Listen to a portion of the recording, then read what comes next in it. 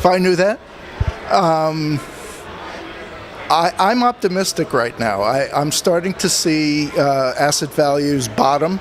I really think that there's plenty of money sitting on the sidelines to buy those assets and to start creating some upward updraft in asset values.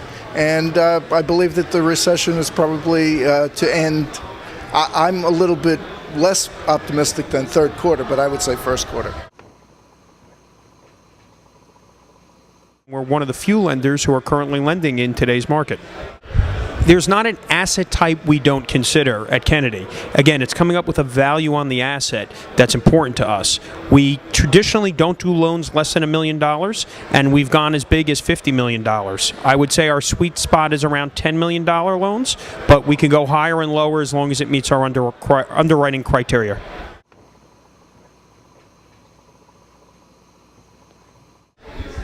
The property types that we make loans on are multifamily, mixed use, commercial, retail strips, anchored strips. We make them in the New York metropolitan region, which is New York, New Jersey, Connecticut, and Pennsylvania. We also make loans in the state of Florida. In terms of rates, rates are a function of the marketplace. Our rates currently average between 6%, maybe a little bit higher.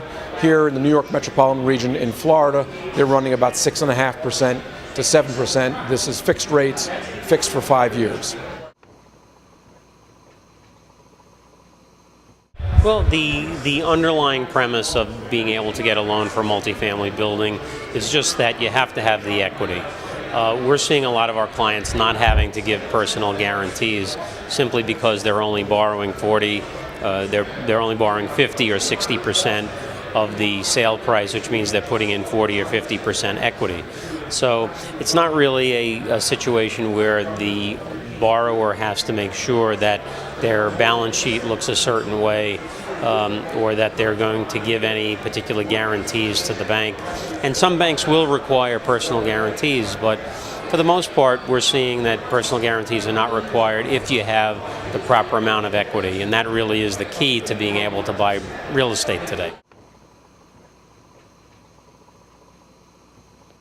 The easier deals to really get done are going to be, as Bob Knakal was saying, under $100 million, certainly between, say, $2 and $50 million. Lower leverage deals are the ones that are reliably getting done. Anything that's pushing the envelope 70, 75, 80% is virtually impossible to get done. Construction loans are very difficult these days. But multifamily, cash-flowing, stabilized properties are very, very readily financeable.